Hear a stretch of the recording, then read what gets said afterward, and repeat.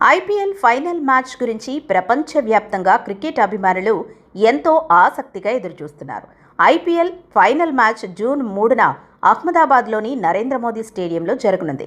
ఇప్పటికే క్వాలిఫైర్ 1లో పంజాబ్ కింగ్స్ను ఓడించి ఆర్సీబీ ఫైనల్స్కు నేరుగా అర్హత సాధించింది. క్వాలిఫైర్ 2 మ్యాచ్లో ఈరోజు పంజాబ్ కింగ్స్ ముంబై ఇండియన్స్ తలపడుతున్నాయి. ఈ మ్యాచ్ విజేత ఫైనల్స్కు చేరుకుంటుంది.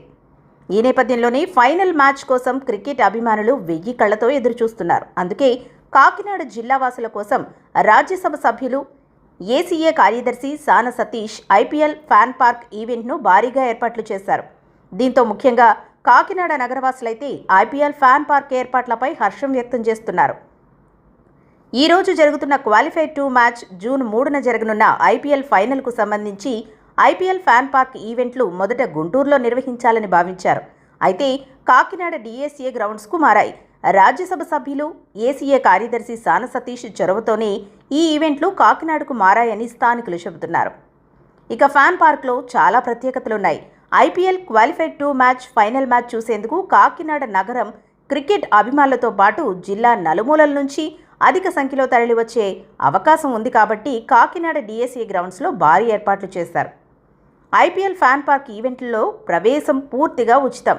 కాగా హాజరైన క్రికెట్ అభిమానులకు లక్కీ డ్రా ద్వారా అదిరిపోయే గిఫ్ట్లు కూడా అందివ్వనున్నారు.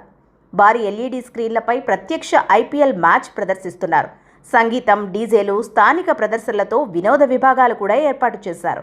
కాకినాడ స్పెషల్స్తో ఫుడ్ కోర్ట్లు, కుటుంబానికి అనుకూలమైన కార్యక్రమాలు, పిల్లల కోసం ఆటల ప్రాంతాలు, virtual batting, face painting, 360 degrees photo booths, ఉచిత ప్రవేశం, లక్కీ డ్రా, ఐపీఎల్ మెర్చండైజ్ బహుమతులు ఉన్నాయి. ఐపీఎల్ క్రికెట్ వేడుకను ఫ్యాన్ పార్క్ రూపంలో కాకినాడకు తీసుకురావడంపై స్థానికులు హర్షం వ్యక్తం చేస్తున్నారు. ఇప్పటికే దేశంలోని అతిపెద్ద నగరాల తరహాలో తమ ప్రాంతంలోనూ ఫ్యాన్ పార్క్ ఏర్పాటైందని భావోద్వేగానికి లోనవుతున్నారు.